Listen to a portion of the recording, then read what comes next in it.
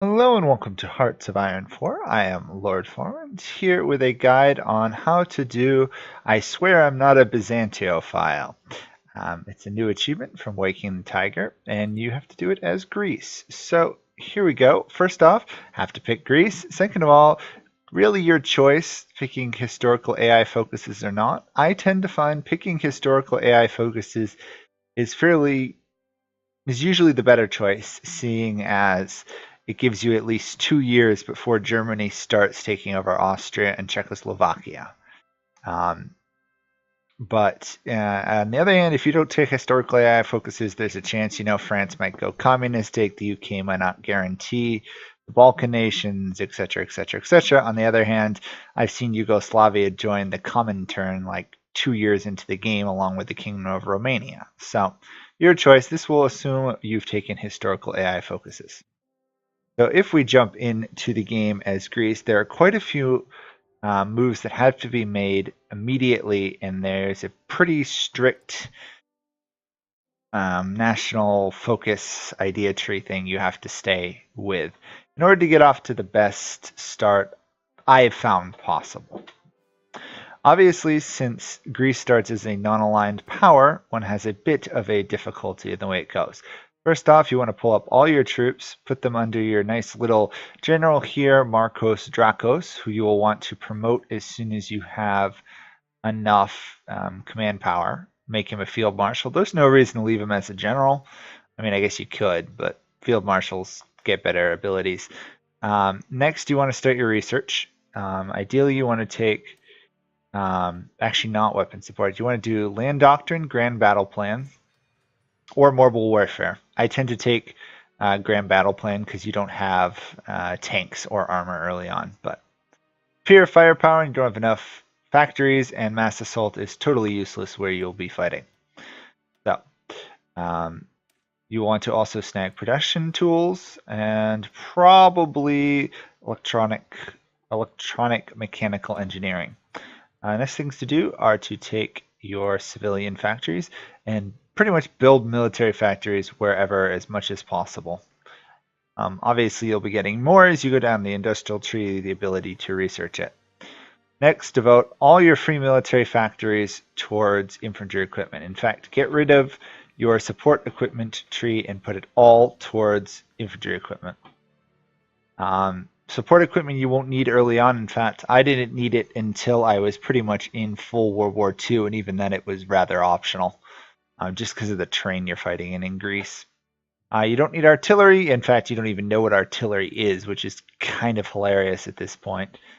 You only know what support equipment is. You don't even know what fight airplanes are. You only have transport planes. Something that will want to be remedied at some point. Next off, you want to start actually, let's just do the free dockyards. I found the best one to do as Greece is either convoys, which are rather useless because all you can do is trade with them. I find submarine class to be your best bet.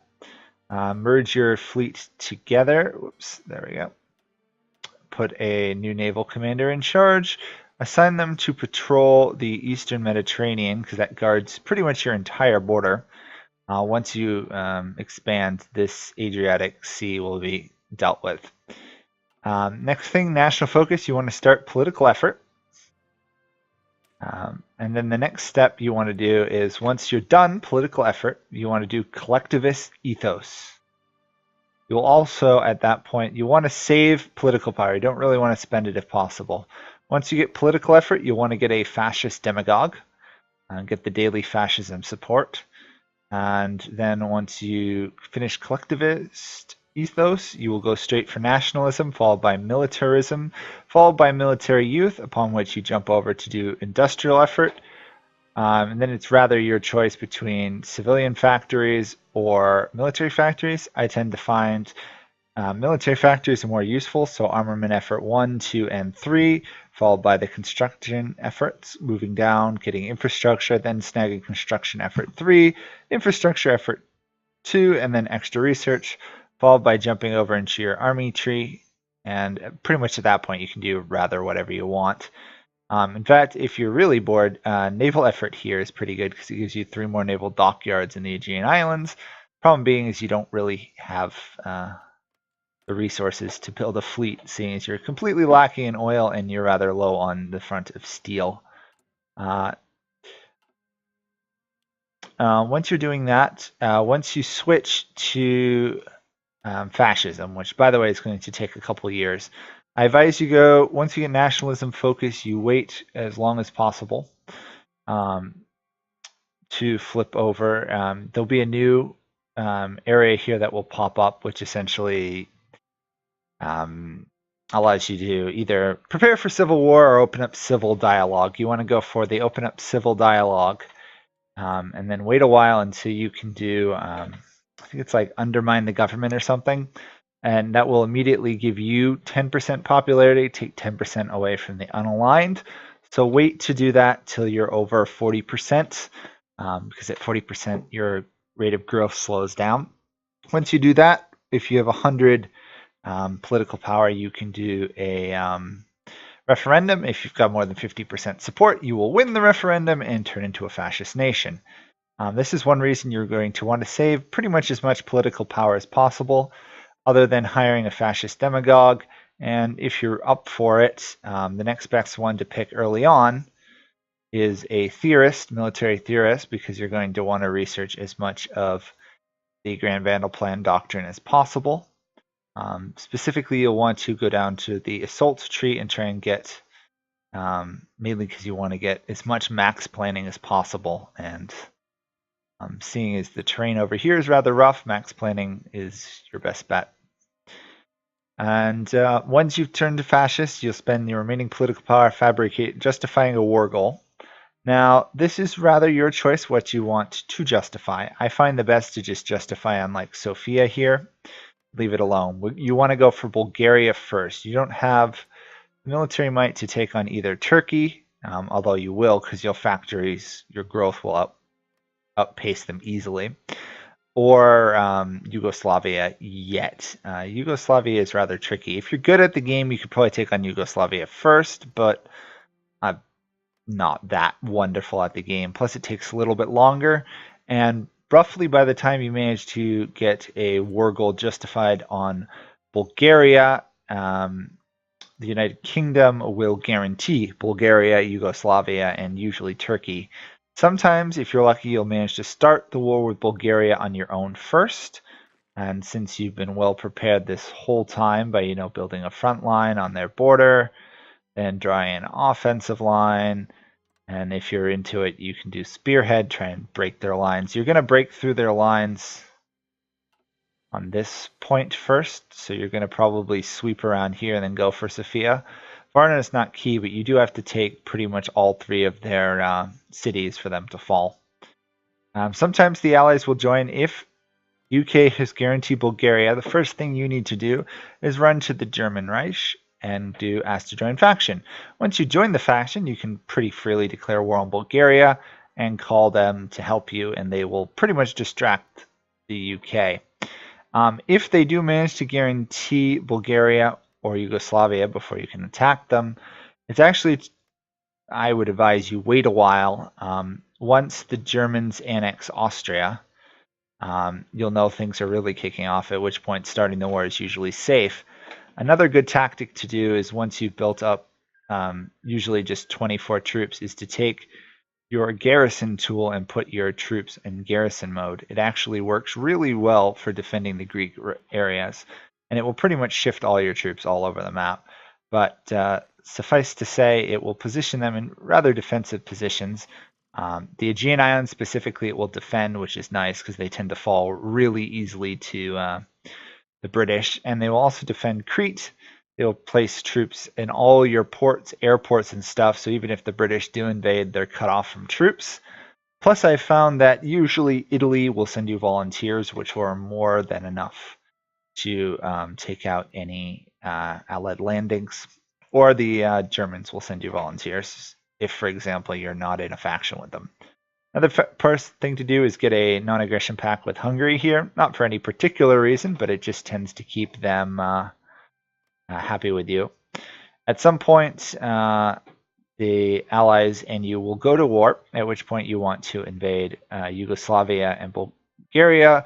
If you haven't done so already, they will join the Allies automatically once you invade them, and they're in the war with England, which is rather annoying because then you've got, the entire Commonwealth attacking you. Also, once you invade Yugoslavia, Croatia up here, it's a bit hard to show you. These two states will break away and form Croatia, which will promptly join the Axis, which is a problem for you. And I haven't come up with a great solution to solving it yet. If someone knows, please leave it below. But you should be able to take the rest of Yugoslavia. More importantly, if Croatia is in the war with you, you can go down to the bottom. It's not available. They will be asked to take control of state. You can usually get both Bosnia, Serbia, Bohemia, and Montenegro all given to you by Yugoslavia, especially if you've been fighting the war for a while. You'll get a lot of conquest war score from this.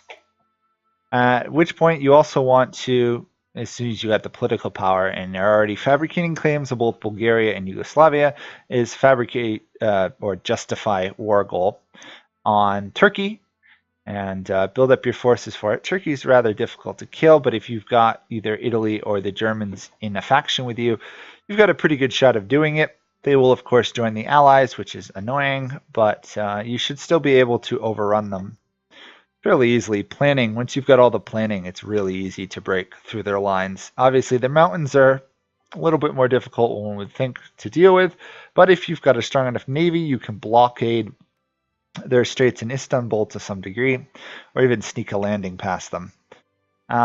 Once you siege all of them, obviously, you'll have access to French Syria and the UK's Egypt and Jerusalem areas, which you can conquer pretty easily, mainly because the Allies will divert most of their troops to the war up here. And you can get a large amount of war score from the war.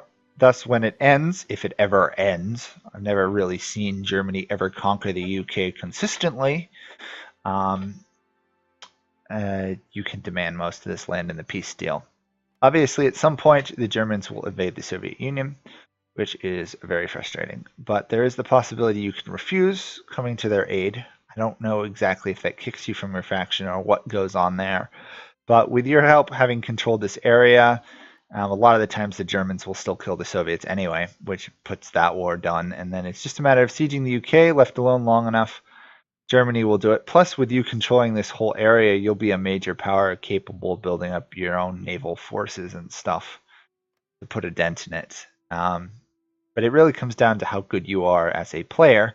In order to get the necessary achievement to restore Byzantium, because you're not a Byzantophile, you have to take Albania. Well, essentially you have to take all the Greek, all the Turkish, all the Bulgarian, and all the Yugoslavian states.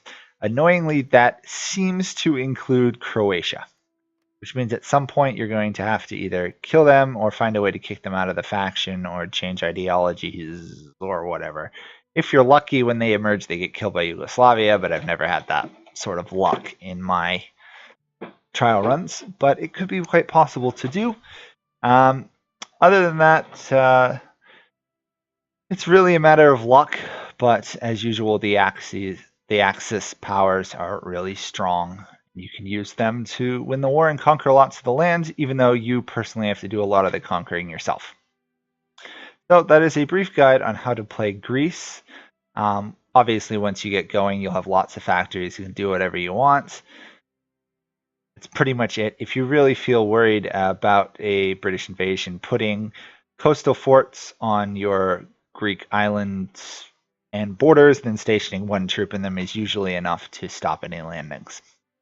So thank you guys all for watching this. If you enjoyed this, please like, leave a subscribe, leave a comment, all that. Click the notification button if you do subscribe so you can actually see if I do other videos. And also let me know if there's any other countries in Hearts of Iron 4 you would like me to do a guide on. Planning to do one on most of the major countries, and I also do Europa Universalis guides, so check those out as well. Thank you for watching. Bye for now.